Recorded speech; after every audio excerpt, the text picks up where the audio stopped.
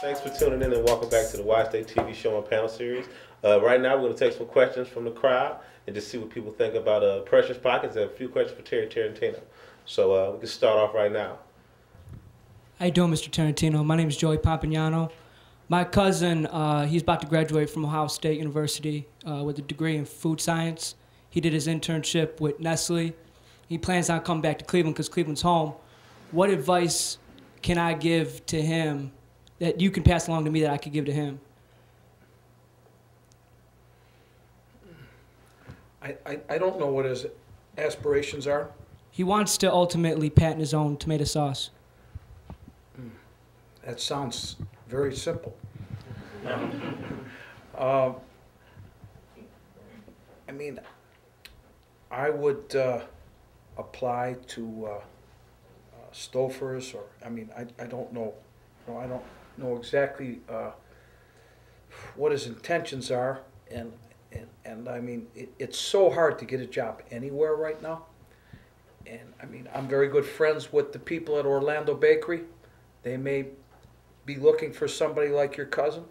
It's a really great bakery, very small family business, but they have grown amazingly in this city. If you all have ever seen or been anywhere around Orlando Bakery, it's amazing what they have done inside the city of Cleveland. They are located around 70th and Woodland area. They have just grown and blocks. They've took over, and they have an oasis over there. And not only that, they have hundreds of jobs that they have been adding on over the years. I would say before I graduated from Ohio State, I went out to California, and that was 30 years ago. Well, 32 years ago. And I was visiting wineries. And if I had to do it all over again, I would have been in California right now, probably owning or running a vineyard. And that was the opportunity back then. And my professors at Ohio State said that in 20 years, the vineyards in California were going to be some of the top vineyards in the world. And they were right. They were absolutely right. So I would say, and I took food science and nutrition when I was at Ohio State also. It's a great program over there, and your cousin has got a lot of great opportunities. I hope that he finds something over here, because I have to say, it's really discouraging that a lot of great people have not stayed in Cleveland because of the job market. And this town, the families in this town, the people in this town, I don't have to tell you all that if you've been here for generations, it's a really great city. And anytime you can go to a city that has 2, 3, 4, 5 generations in it, the way New York used to be, the way pockets of New York still are, it makes for a great town. And that's the one thing that we have going for us that a lot of these big cities don't have. And that's why we have a lot of heart and soul here. And even though we have diverse population as far as ethnic groups and everything else, that gives us a great spice of life, and it gives us a great work ethic in this town. We have a great work ethic here.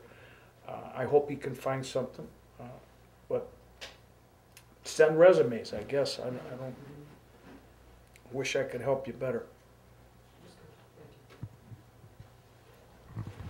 Mr. Chair Tarantino, thank you again for coming out and talking. It's my pleasure. You know, I know you're a restaurant owner, a chef, and you're not a land developer or a real estate mogul, but you know, with all these plans and all the development talk going on about the lakefront, especially seeing with what we've seen in Ohio City, Tremont, and East Fourth, and how those pockets have kind of developed, do you see any kind of future for Cleveland with developing that lakefront, with making use of some of that land? Do you know, with anybody that you've talked to within the city, do you see anybody showing interest in developing along the lakefront?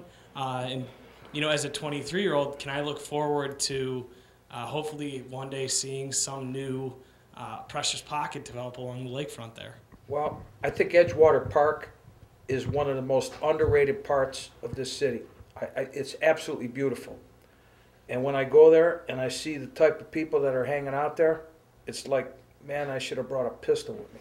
I mean, it's ridiculous. I mean, it's ridiculous, and it's all different kinds of people that you can't believe that are there. It's just totally unsafe there. And what I think this city needs, what I think this city should have done a long time ago, is start bringing in people from India, from China, from Europe, and bringing in educated people with money, with cash. And they should have started importing them a long time ago, because the problem with our town is we're losing so many people. And I have to tell you guys, our real estate in this city is a bargain. We have great real estate, great homes, built very well, and it's a great value. And these people, they land in New York City. I mean, I was in New York 10, 15 years ago, I don't know, 12 years ago. And his cab driver says to me, I got to get out of this city, man. It's driving my family crazy. We're in this small. He said, what's Cleveland like?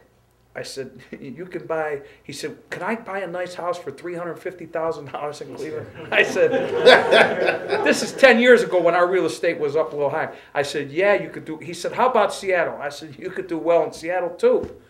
I said, if I were you, I'd get out of New York tomorrow morning. He said, really? I said, I'm telling you, you can buy a beautiful house in Cleveland for $175,000. And I told him how big of a house, and he was freaking. Because, I mean, 10, 12 years ago in New York, my cousins have a house in Little Italy in Brooklyn, $550,000 for a 2,000 square foot house in Little Italy in Brooklyn in New York.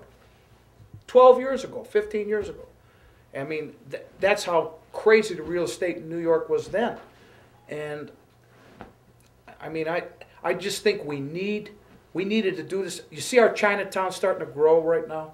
I mean, and Asian community and the Indian community usually bring in hardworking, educated people that want to have families and want to develop families. And, you know, I'm not promoting myself as a conservative Republican with family values, because that's exactly what it takes to have a successful economy, is people that have kids, people that need to feed their kids, people that want to raise their kids to be successful and educate their kids to be successful.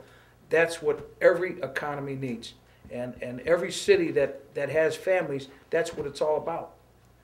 And I just think that we need to bring some people here that want to do that, because our population isn't growing, and the people that have opportunity and have job opportunity, they're leaving Cleveland. They're going to Chicago. You know, I just want to say